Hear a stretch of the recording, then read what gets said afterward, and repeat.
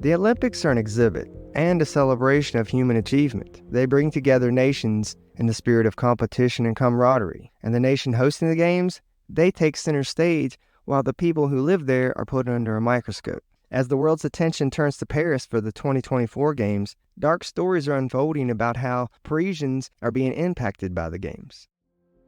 I'm Wes. And I'm Félicie, and in this podcast, we're looking at the people left behind by the Games. The Paris Olympics are shedding light on more than athleticism this year. They're exposing concerns about human rights infractions and housing inequality in Paris.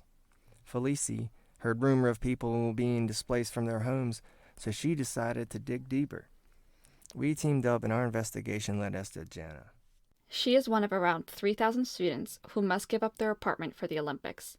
She lives in student housing that is owned by the government and managed by a government housing contractor known as Sprouse.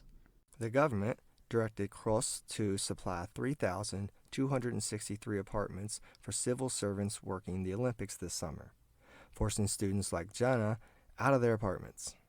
In response, the students created their own organization to protest the moves. Laura Cross. On demande encore une fois à Madame Weda Castera de nous laisser nos logements et on lui demande qu'elle abandonne ses expériences. I'm a student in political science. Jana is 21 years old, and she's been living in this apartment for 2 years. Enfin, moi, j'ai découvert l'information via les réseaux sociaux, notamment sur X.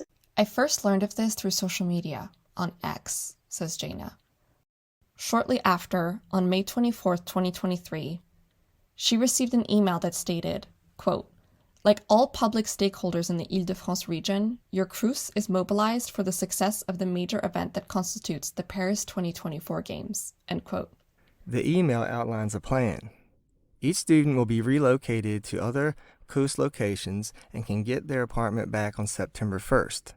They would also receive a financial aid of $100 and free tickets for the Olympics. C'est 2 places pour les JO parce que c'est un peu une manière de nous calmer, de nous consoler dans cette épreuve. Those 2 tickets for the Olympics, it's a way of calming us, of consoling us in this ordeal, she says. As for the $100, On sait très bien que ce n'est pas suffisant. Donc, we know full well it's not enough, says Jana. Moving comes at a cost, and the students know that $100 won't cover the cost to move out of their current apartments into the new one and then back into their old apartments in September. Jana shares that communicating with the organization hasn't been simple. In order to ask a question, you must submit an email, which rarely gets answered, or talk to the front desk of your building. But they don't always know the answers. a clairement fait comprendre que plus je tardais. The secretary made it clear to me that the longer I delayed leaving, the lower my chances were to be placed in an accommodation nearby, says Jana. Joue sur l'incertitude des étudiants. That clearly amplifies the students' uncertainty and fear, but it doesn't change the fact that moving now isn't possible for all students. Many are about to enter exam periods. While speaking with Jana, it was clear she seemed nervous, frustrated, offended even at how the events had unfolded. But Jana wants to make something clear.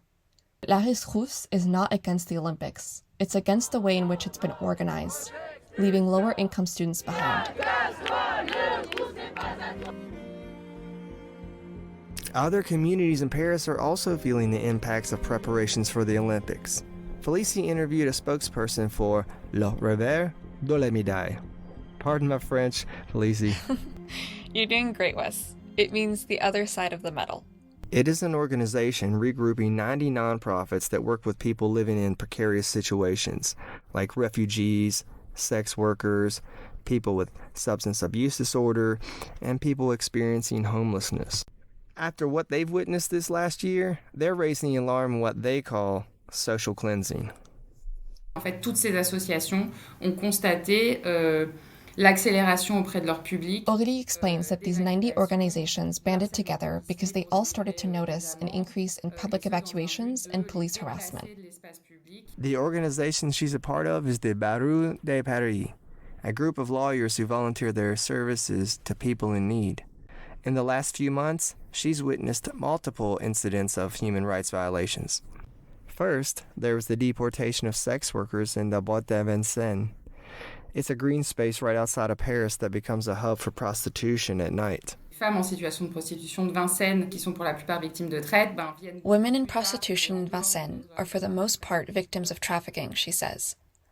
Aurélie shares that for the last 9 months, the police have been increasing patrol in the area and deporting undocumented sex Elles ne workers. font plus appel à la police quand elles sont agressées par des clients parce qu'elles ont peur que leur situation administrative soit... They no longer show up to her organization's service hours, a trust that took years to build, as they're afraid of police checks. À pouvoir établir un lien de confiance. Donc elles sont traitées comme étrangères avant d'être victimes, alors que... They're seen as foreigners instead of victims, she says.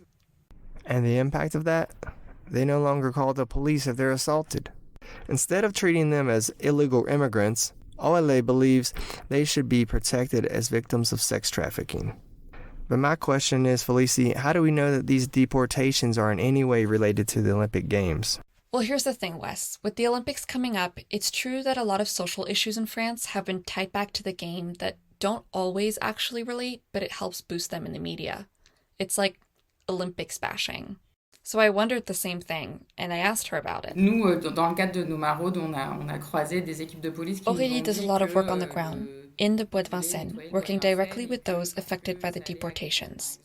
According to her, police officers have shared that the park may be used for military camps to ensure security during the games. Aurélie knows that this information would of course never be written down or publicly spoken about, but as someone on the field, she often hears rumors just like these. The day I spoke to Aurélie on April 17th, a squat in Vitry-sur-Seine, a town southeast of Paris, was dismantled. That's 450 people whose roof got removed from over their head. There had been rumblings that this would happen for weeks, but neither organizations or habitants were warned of exactly when they would occur.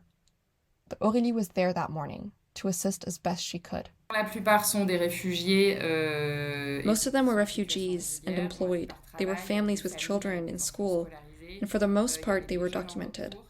That squat had been operating undisturbed for 3 years, but like most squats that have been evacuated in the last months, OLE sees a direct link to the Olympics. C'est clairement lié à l'organisation des JO. According to Aurélie, public authorities she spoke with on the day of the expulsions told her that police forces needed to be mobilized for the Olympics and would no longer be available during or for a while after.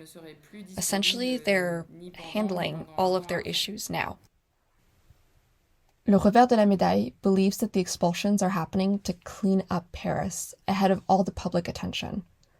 Aurélie highlights that obviously, the organization doesn't believe that people should be left to live in the streets or in makeshift camps, but the ways in which government organizations have treated these people are deliberately hurtful. On a demandé à ce qu'un diagnostic social soit fait suffisamment en amont pour identifier. We asked that a social diagnosis be done sufficiently in advance to identify each person and that each person have an accommodation proposal that corresponds to their situation, she explains.